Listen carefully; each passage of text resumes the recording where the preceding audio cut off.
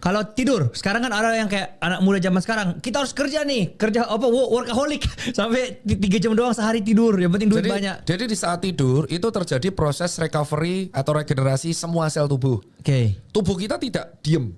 Otak kita hanya menurunkan tingkat aktifnya.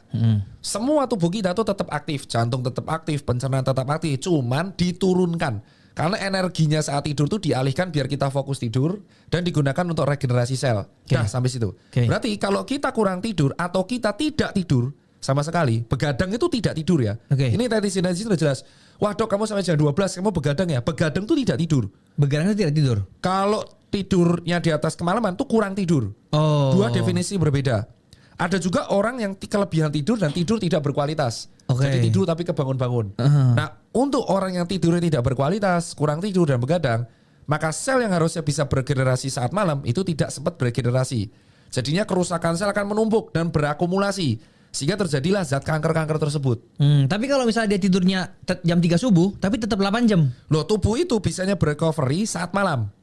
Saat malam tok. Lah kan ada zat namanya melatonin. Oh. Emang melatonin bisa diakali gitu. Ini malam nih, ini lampu dimatiin. Gak bisa dia keluar kayak gitu, enggak.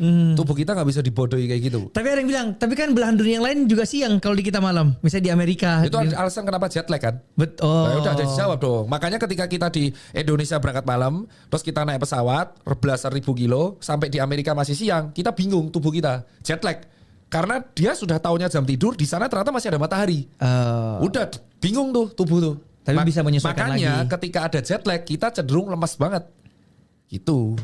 Oke. Udah dijawab sih, itu berpengaruh sama circadian rhythm. Tapi jam tidur optimalnya itu dari jam berapa, Dok? Yang penting malam. Malam ya? Malam. Jam 10, jam 11, 12 masih aman? Tergantung usia. Oh. Semakin muda, semakin lama tidurnya. Bayi 12 jam bisa tidur. Make Semakin sense tua, semakin jam tidur itu berkurang. Kenapa ya? Karena ada pengecilan otak. Oh. Anda pikir kalau Anda tua otak Anda nggak mengecil? Mengecil lah.